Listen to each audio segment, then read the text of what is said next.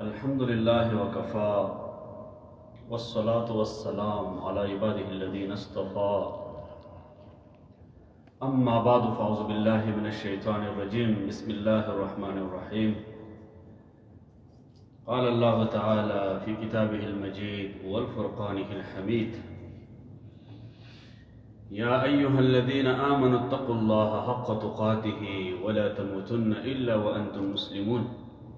يا أيها الناس اتقوا ربكم الذي خلقكم من نفس واحدة وخلق منها زوجها وبث منهما رجالا كثيرا ونساء واتقوا الله الذي تساءلون به والأرحام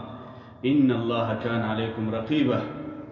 يا أيها الذين آمنوا اتقوا الله وقولوا قولا سديدا يصلح لكم أعمالكم ويغفر لكم ذنوبكم ومن يطع الله ورسوله فقد فاز فوزا عظيما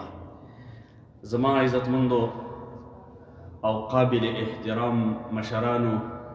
ورونو او کوم دوستان چې په دې ژوندۍ بڼه باندې موږ ویني السلام علیکم ورحمت الله وبرکاتو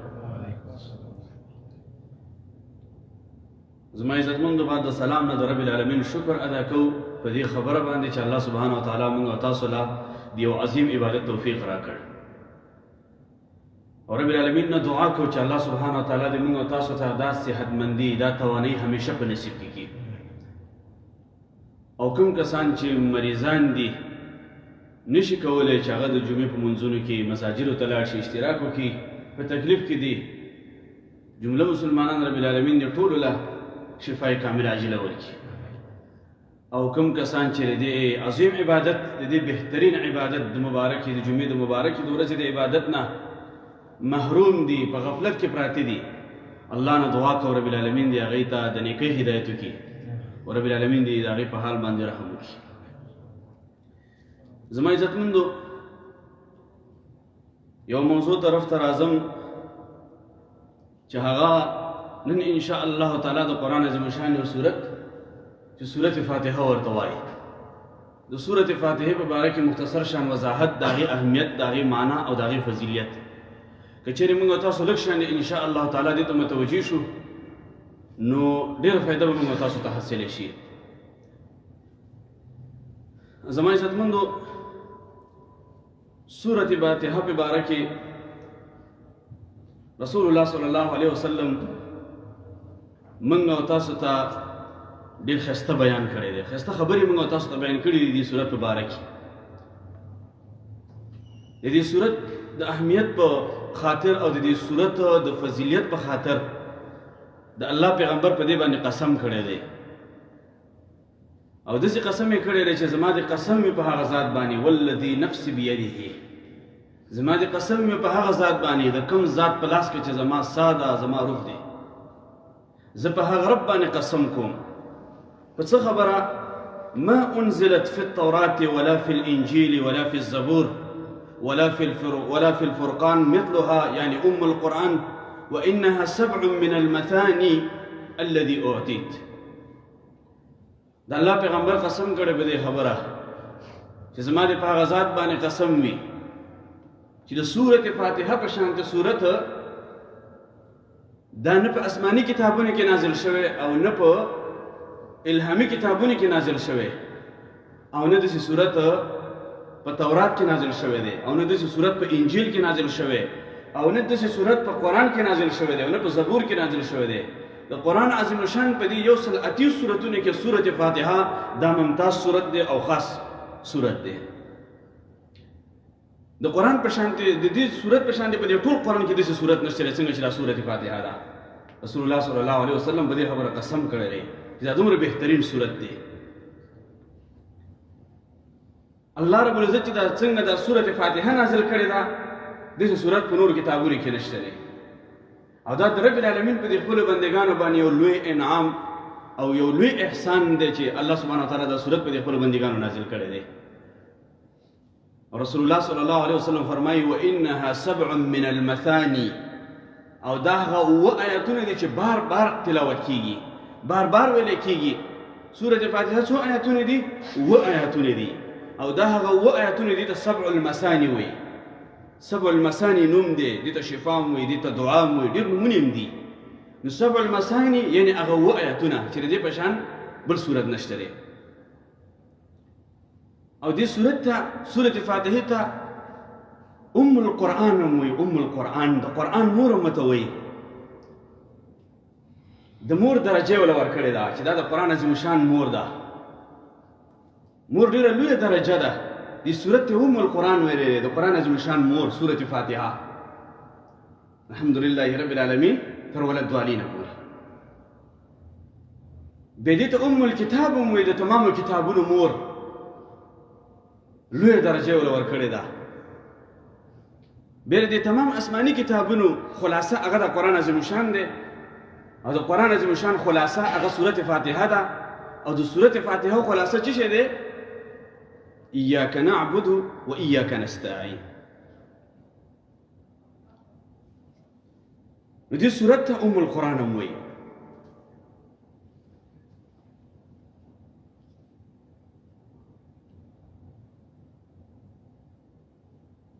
بیا نو ایاک نعبد و ایاک نستعین دا د تمامو کتابونو خلاصه شوله. د تمام آسماني کتابونو خلاصه قرآن، او د قرآن خلاصه سورة فاتحه، او د سورة فاتحه خلاصه ایاک نعبد و ایاک نستعین. یا الله خاستا بندگی کو، خاستا عبادت کو، او خاستا نه مرسته او کومک غواړو. سورة فاتحه دا داسې یو نور دی، دا یو داسې بې مثاله روحنایي ده. ابن عباس رضی الله تعالی عنه فرمایي وی بینما جبريل قاعد عند رسول الله صلى الله عليه وسلم سمع نقذا فرفع رأسه فقال رسول الله صلى الله عليه وسلم. ابن عباس رضي الله عنه فرمای رسول الله صلى الله عليه وسلم یو ورځ د جبرئیل امین سره ناستو، په دې کې یو ناڅاپي یو آواز وشو، یو آواز راغی، یو آواز وشو. رسول الله صلی الله علیه وسلم پوښتنه وکړله چې دا آواز د څه شی دی؟ نو جبرئیل امین ورته جواب ورکړ او ویې ویلې چې هذا باب من السماء يفتح الله اليوم ما يفتح قد قبل الا اليوم. و چې دا په اسمان کې یو دروازه خلاصه شوه چې د دې نه مخکې کله دا دروازه نه وه خلاصه شوې. فقط نن دا دروازه خلاصه شوه چې مخکې کله دا دروازه نه وه خلاصه شوې. په دې اسمان کې دروازې دي. الله سبحانه وتعالی قرآن عظیم شان کې بار بار د هغې ذکر کړی دی. لا تفتح لهم ابواب السماء ولا يدخلون الجنه. کله چې د قیامت ورځ راشي وفتحت السماء فكانت ابوابا وسيرت الجبال فكانت سرابا. دا قیامت چې کله راشي د اسمان به دروازې شي. د جبرئیل امین ویل چې یا رسول الله یو دروازه خلاصه شوه او دا دروازه مخکې کله نه وه خلاصه شوې. فنزل منه ملك، او دا غینه یو ملائک راښکته شو، یو فرشته، یو ملائکه، هغه د ځمکې طرف ته روانه شوه.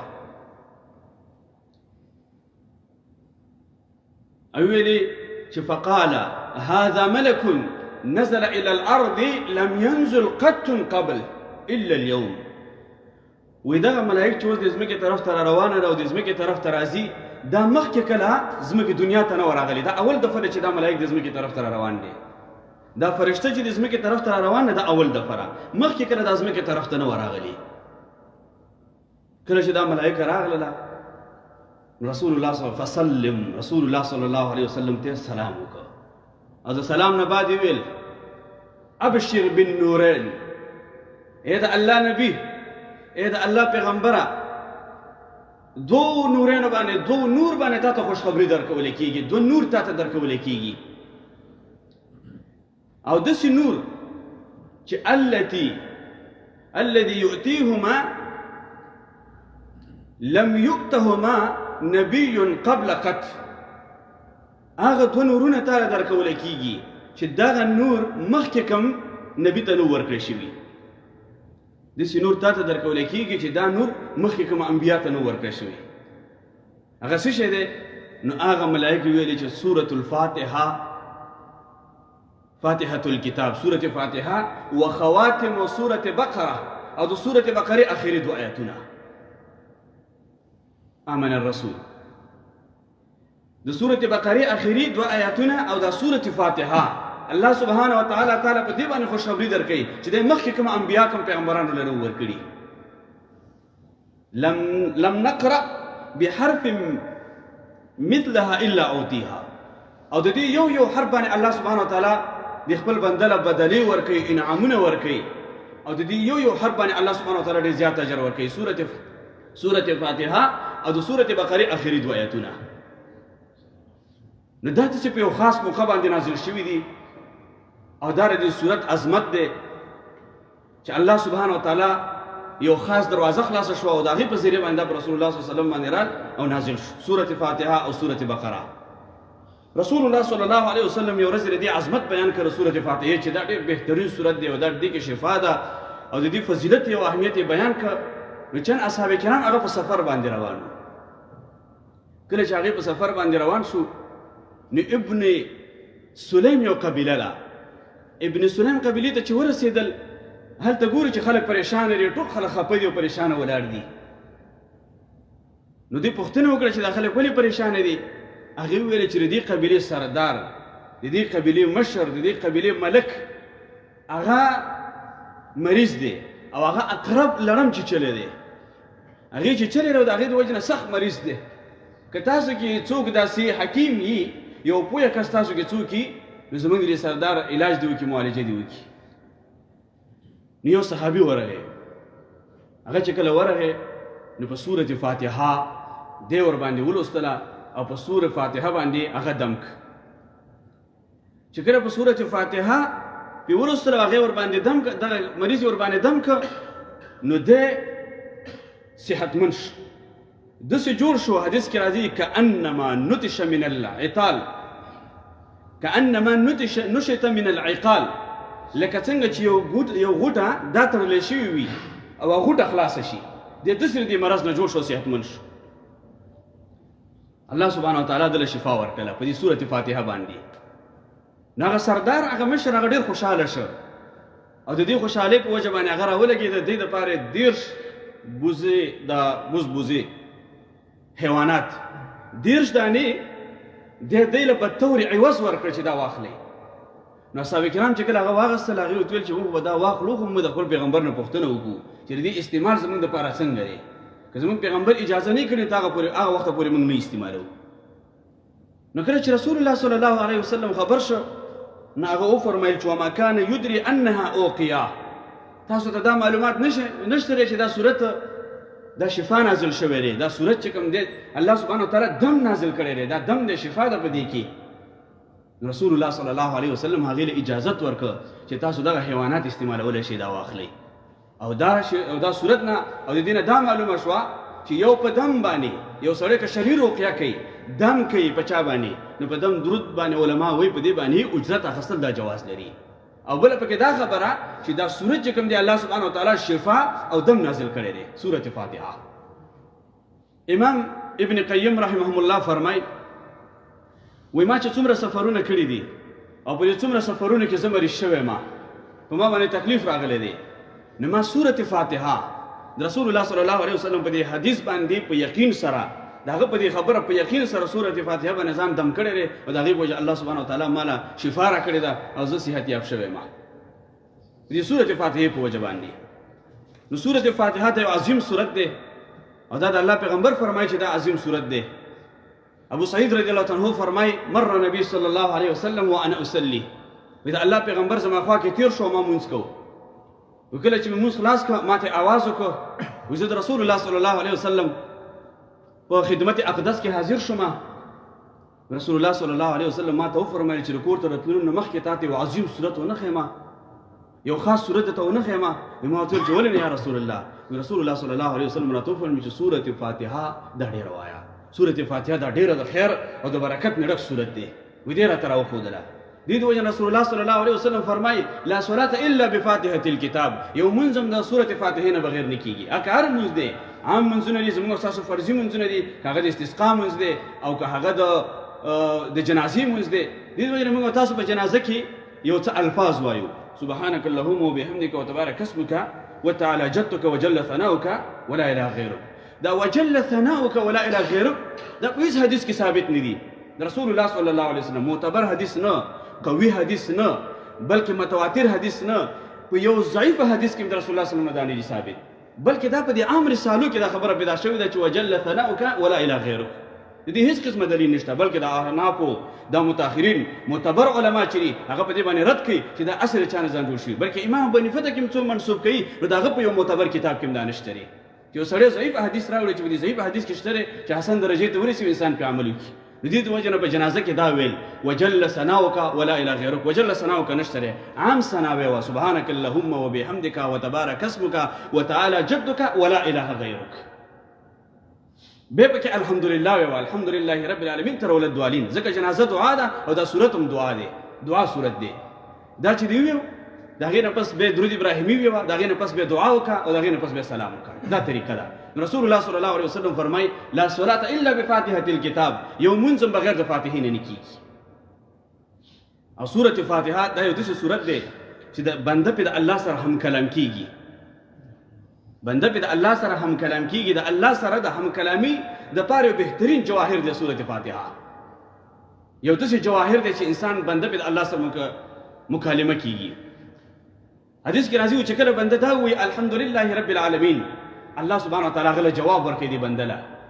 رب العالمین څه فرمای وای حمدنی عبدی زما بنده زما صفت بیان کړ کله چې بنده وایي الرحمن الرحیم الله سبحانه وتعالى فرمای اثنى علی زما بنده زما تعریف بیان کړ او کله چې بنده وایي مالک یوم الدین الله سبحانه وتعالى دې بنده له جواب ورکړي او فرمای مجدنی عبدی زما بنده زما بزرګي بیان کړله او کله چې بنده وایي ایاک نعبد و ایاک نستعین نو الله سبحانه وتعالى فرمای هذا بیني وبین عبدي فاسأل عبدي وای دا زما او زما د بنده په مابین کې دا خبره ایاک نعبد و ایاک نستعین اوس دا زما او زما د بنده په مابین کې ده د دې په ذریعه چې بنده د مانه څه غواړي زه هغه ورکوم د دې د وجې نه سورة فاتحه د الله سره د هم کلام کېدو دا یو بهترینه ذریعه ده په دې باندې الله سبحانه وتعالی تاسو سره هم کلام کیږي الله سبحانه وتعالی ستاسو د هر آیات تعالی جواب درکړي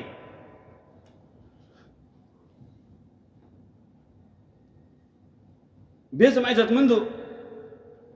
د دې په معنا باندې ځان پوه کول دا موږ تاسو ته ټول معلومه را مختصر په اختصار سره به ذکر کوم الحمدلله رب العالمین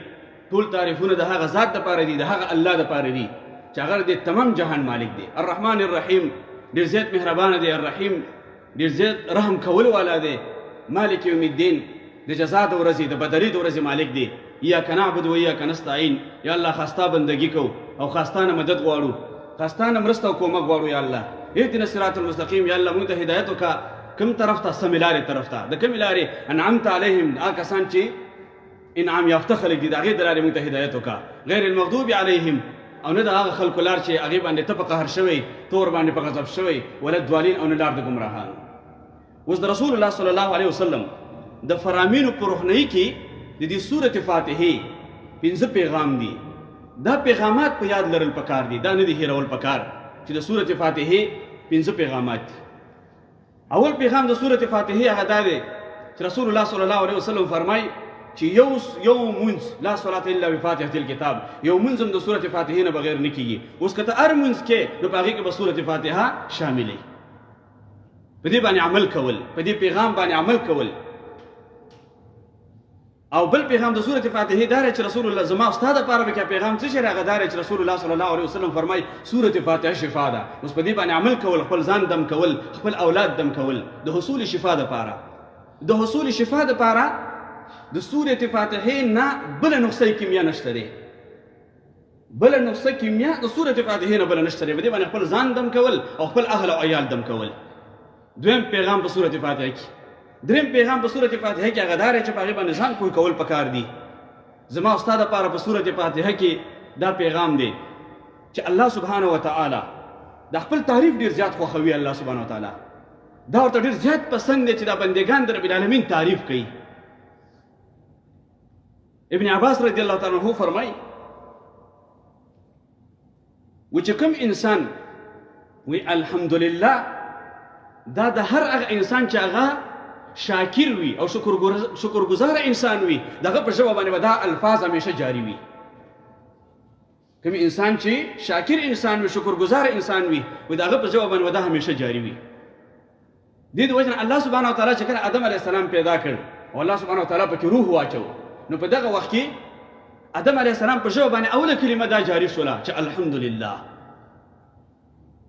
نوح علیه السلام د الله سبحانه وتعالى شکر ادا کړو او د الله تعریف یې کړو او دا کلمات د الفاظ ادا کړو چې الحمدلله الله سبحانه وتعالى هغه قران عظیم شان کې نقل کړی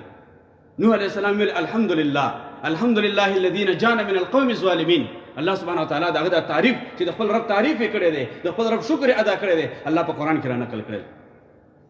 ابراهیم علیه السلام د رب العالمین شکر ادا کړو الله ولا په اخر عمر کې اولاد ورکړ نو ویل چې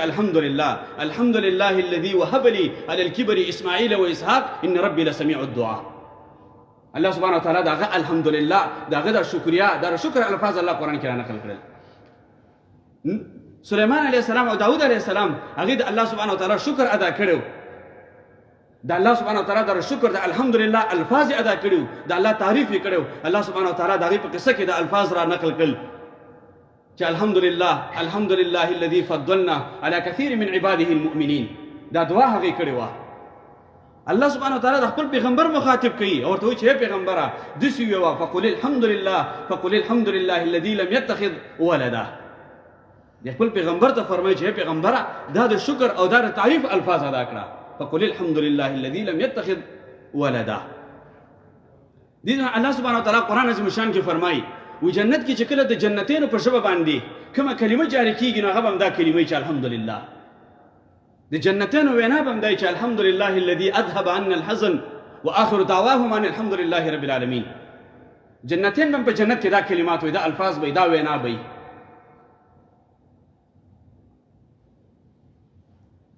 رسول الله صلی الله علیه وسلم فرمای و د قیامت پر ورځ باندې چې کله جنت طرف ته دعوت ورکول کیږي جنت طرف ته بلنه ورکول کیږي اول به کومه کسانو ته دعوت ورکول کیږي د الله پیغمبر فرمای هغه کسانو طرف ته دعوت ورکیږي اول من يدعى الى الجنه الحمادون اول به هغه خلکو له دعوت ورکول کیږي کوم خلکو چې په دنیا کې د الله تعریف زیات کو الحمدلله ډیر ویلا د الله تعریف ډیر زیات کو هغه خلکو له اول دعوت ورکول کیږي د قیامت پر ورځ باندې رسول الله صلی الله علیه وسلم له یو بیرغ ورکول کیږي یو بیرغ به د الله پیغمبر له ورکړي شي او د هغه بیرغ نوم څه دی لواء الحمد هغه بیرغ ته ویل کیږي لواء الحمد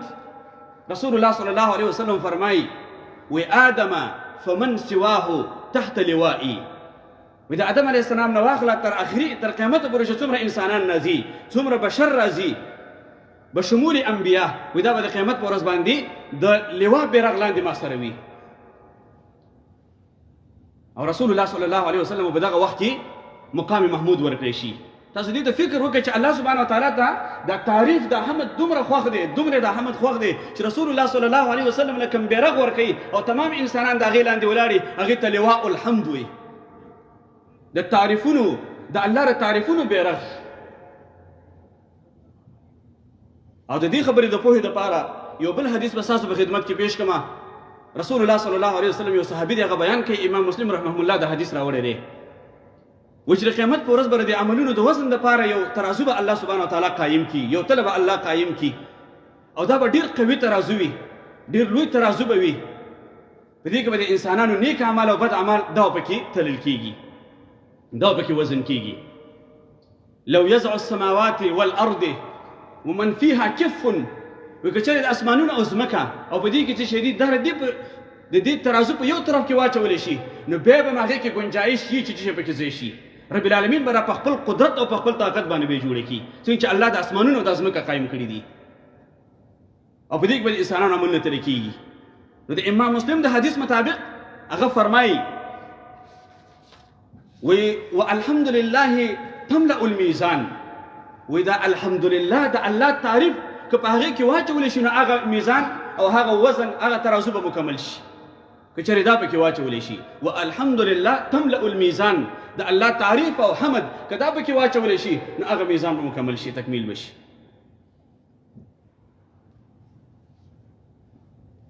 دې د وجې نه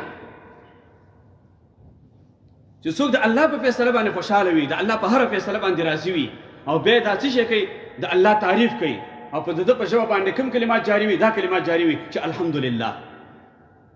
نو دې کلمې په برکت باندې به د قیامت په ورځ باندې دغه ترازو الله سبحانه وتعالی د نیک اعمالو ډک کړي. ولې د په دنیا کې د الله تعریفونه کول، د الله په هر فیصله باندې راضي وو، د الله په هر فیصله باندې دی خوشاله او څه به ویلي الحمدلله الحمدلله دا تعریفونه به کول. نو دې په وجه باندې الله سبحانه وتعالی به د ترازو د الله سبحانه د نیک اعمالو ډک کړي. څلورم پیغام په سورۃ فاتحه کې زما ستاره لپاره دا دی چې د دې په هر صورت کې موږ تاسو څه د دې په هر آیات کې د مونږ په هر رکعت کې موږ تاسو سورۃ فاتحه وایو او په دې هر رکعت کې موږ تاسو دا وایو چې ایاک نعبد و ایاک نستعین. یا الله خاصه بندگی کوما، یا الله خاصتانه مرسته کومه غواړم. په هر رکعت کې موږ دا وایو. هر مسلمان په خپل منځ کې په هر رکعت کې د رب العالمین سره دا وعده کوي، د رب العالمین سره دا اقرار کوي چې یا الله ستا بندگی وکوم او هر عمل به ستا د رضا لپاره کوم او تا نه به مرسته کومه غواړم. نو کله چې تا د خپل رب سره اقرار وکړو، د خپل رب سره دی وعده وکړو، نو اوس دا مه هېروه. دا مه هېروه او د ژوند په هره حصه کې، د ژوند په هره لمحه کې دا ووایه چې زما مونځ، زما عبادت، زما رکوع، زما سجده، زما جلسه، زما قومه او زما دعا، زما نظر او نیاز، زما توجه او زما توکل او هر هغه شی چې عبادت جوړیږي، هر هغه شی چې بندگی جوړیږي، دا فقط د الله لپاره دی. اوس دا د زندګۍ دستور جوړ کا، د رب سره دی وعده وکړه د دې خبرې چې ایاک نعبد و ایاک نستعین. هر منځ کې دا وعده کوي چې یا الله ستا بندگی کومه، ستا عبادت کومه، تا نه مرسته او تا نه کومه غواړم. نو اوس ستا صدقه کې بریا نه، ستا حج کې بریا نه، ستا قرباني کې بریا نه. که چېرې ته په خپله وعده باندې محکم یې، ته په خپل اقرار باندې محکم یې، نو ستا په اعمالو کې به ریا نه، ستا په اعمالو کې به شرک نه، په خپل رب به دې یقین وي. که چېرې ته په دې وعده کې محکم یې چې ایاک نعبد و ایاک نستعین، او بیا چې کله ایاک نستعین وي یا الله فقط تا نه مرسته غواړم، تا نه کومک غواړم، نو په دغه وخت کې دا مه هېروه، ځکه چې هر کله در باندې مشکل رالی، پریشاني راله، الله ته متوجه کېږه، الله نه کومک غواړه. 2 رکعته مونځ وکړه، الله ته دعا وکړه، دا به مه هېروه. او د رسول الله صلی الله علیه وسلم دا حدیثونه سره مه هېروه. فاذا استعن فاستعن بالله. کله چې تاسو باندې مشکل راشي او حاجت طلب کوئ، د الله نه طلب کوئ. بیا به ته د زیارتونو نه غواړې، ته به د پیرانو باباګانو نه غواړې، ته به د نجومینو د ساحرانو نه غواړې، بلکې ستا توجه او ستا رجوع فقط په یو الله باندې. ځکه چې وعده دې کړې ده، اقرار دې کړی دی ایاک نعبد و ایاک نستعین. یا الله خاصه بندگی کوم او تا نه مرسته کوم غواړم، چې هر څونه مشکلات را باندې راشي تا نه مرسته کومه غواړم او ستا بندگی به کوم، د بل چا بندگی به نه کومه. دا څلورم پیغام. پنځم او آخري پیغام زما عزتمندو په دې صورت کې هغه دا دی چې موږ تاسو سورۃ فاتحه وایو او په دې کې موږ تاسو څه شی طلب کوو؟ لاره طلب کوو. لاره هر رکعت کې موږ تاسو لاره طلب کوو. اهدنا الصراط المستقیم. یا الله ما ته سمه لار راوښې، اهدنا الصراط المستقیم، یا الله سیده لار راوښې. الله سبحانه وتعالی فرمایي ذلک الکتاب لا ریب فیه. دا قرآن عظیم الشان دا سیده لار ده، په دې کې هیڅ قسمه کوږوالی نشته، کجوالی پکې نشته دی. ته وایې اهدنا الصراط المستقیم. الله سبحانه وتعالی فرمایي وان هذا صراطي مستقیما فاتبعوه ولا تتبعوا السبل فتفرق بكم عن سبیله. دا زما مستقیمه لار ده، په دې باندې روان شه، په نورو لارو باندې مه ځه، د سمې لارې نه به جدا شي. موږ اهدنا الصراط المستقیم. الله سبحانه وتعالی قرآن عظیم الشان کې فرمایي وان اعبدوني هذا صراط مستقیم. زما بندگی کوه، دا مستقیمه لار ده. او بیا موږ یا الله لار موږ ته راوښې وه د کومو کسانو انعمت علیهم چې انعام یافته خلک دي، د هغه خلکو لار چې تا پې انعام کړی دی. اوس موږ فکر کوو ګرځو چې یا الله انعام یافته خلک کوم خلک دي،